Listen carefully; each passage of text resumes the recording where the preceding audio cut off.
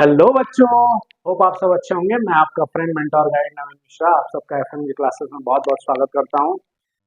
तो आज हम एक्सरसाइज 4.5 के क्वेश्चन 3 को करेंगे। तो चलिए देखते हैं क्वेश्चन क्या बोल रहा है। क्वेश्चन कह रहा है कि इन्वेस्टिगेट, आपको इन्वेस्टिगेट करना है। इसमें क्या है, क्वेश्चन सॉल्व नहीं करना है, इन्वेस्टिगेट करना है। Use strip and fasteners to make a triangle and quadrilateral. Strip मतलब कोई भी आप एक पट्टी ले लीजिए या धागा ले लीजिए, कुछ भी ऐसा ले लीजिए।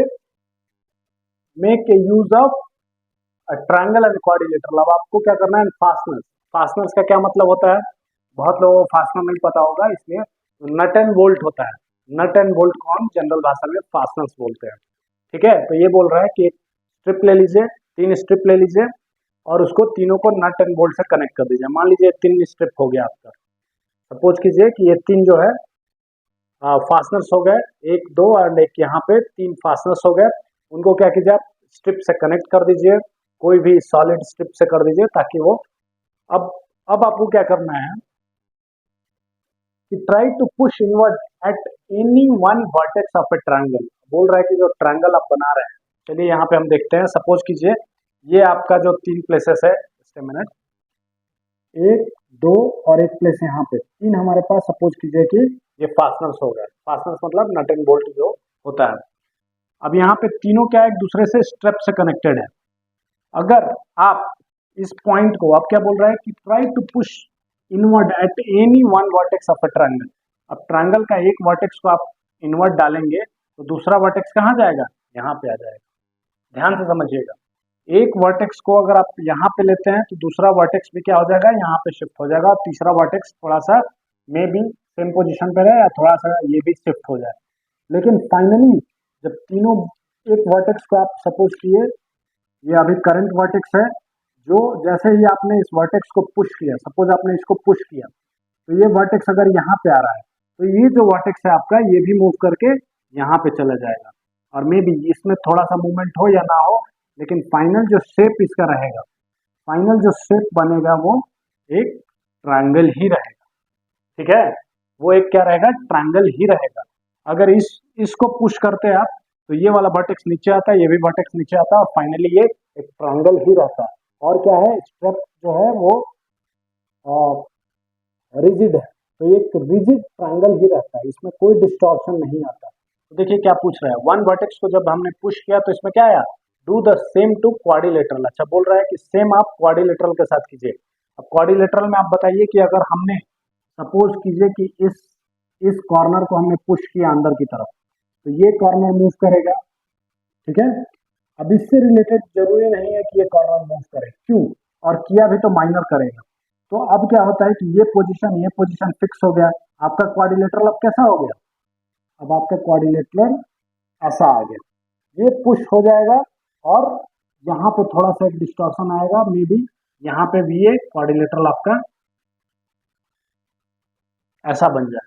मतलब जो ओरिजिनल शेप है क्वाड्रिलेटरल का वो मेंटेन नहीं रहेगा इसमें। देखिए इस केस में क्या था, एग्जैक्टली द सेम ट्रायंगल इसमें मेंटेन था। क्यों, क्योंकि अगर ये लाइन इसको पुश कर रहा है, अगर ये कॉर्नर आप पुश कर रहे हैं तो दोनों लाइन एक दूसरे को पुश करेगा और फाइनली यहाँ पे क्या होगा, सेम ही ट्रायंगल बनेगा। इस केस में क्या हो रहा है कि आपका एक लाइन सेम ही पोजीशन पे रह रहा है, दूसरा लाइन डिस्टॉर्ट हो जा रहा है। मतलब इसमें क्या हो रहा है कि आपको एक डिस्टॉर्शन नजर आ रहा है। तो क्वाड्रिलेटरल में आप जब भी 4 अगर साइड हो, अगर एक कॉर्नर को आप पुश भी करते हैं तो बाकी 3 पे ज्यादा इफेक्ट नहीं आता है। लेकिन यहाँ पे जब आप एक को पुश करेंगे तो जस्ट एक माइनर करेक्शन कर लीजिए।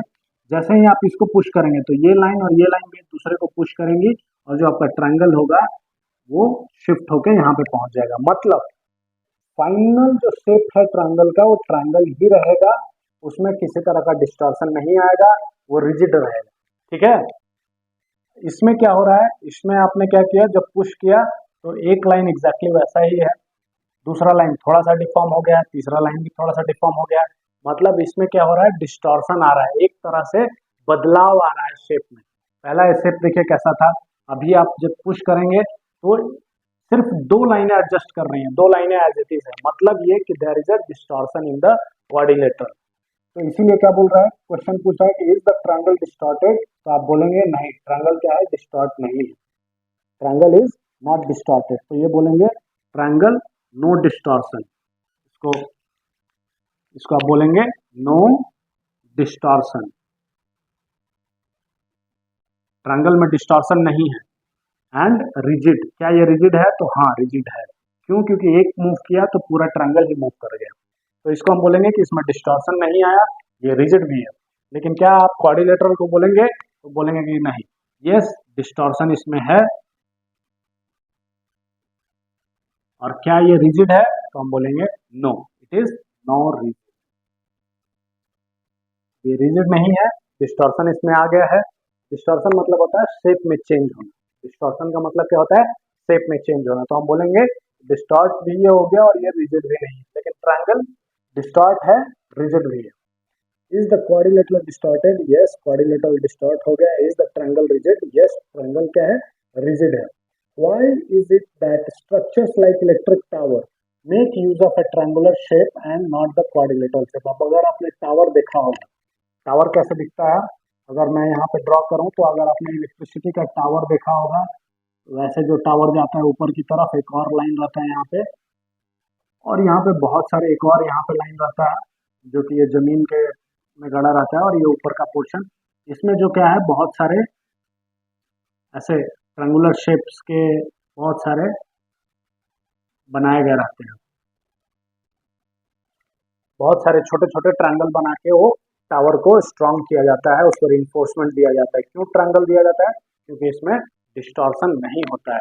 अगर आप किसी एक पॉइंट को भी मूव करें तो बाकी का पॉइंट क्या रहता है, उसके साथ ही मूव होता है, इसलिए इसमें किसी तरह का टेढ़ा मेढ़ा या शेप में चेंज नहीं आता, और शेप एज इट इज रहेगा, भले उसका पोजीशन चेंज हो जाए। ठीक है, जैसे यहाँ पे है, पोजीशन भले चेंज हो गया लेकिन शेप क्या था आपका, सेम ही रहा है। इसमें क्या है, दो लाइंस में कोई डिस्टॉर्शन नहीं आ रहा है, लेकिन दो लाइन एडजस्ट कर रही है अपने आप को उस पुश की वजह से, इसलिए हम इसको यूज नहीं करते हैं। ये ज्यादा स्टेबल स्ट्रक्चर नहीं है रादर देन ट्रायंगल।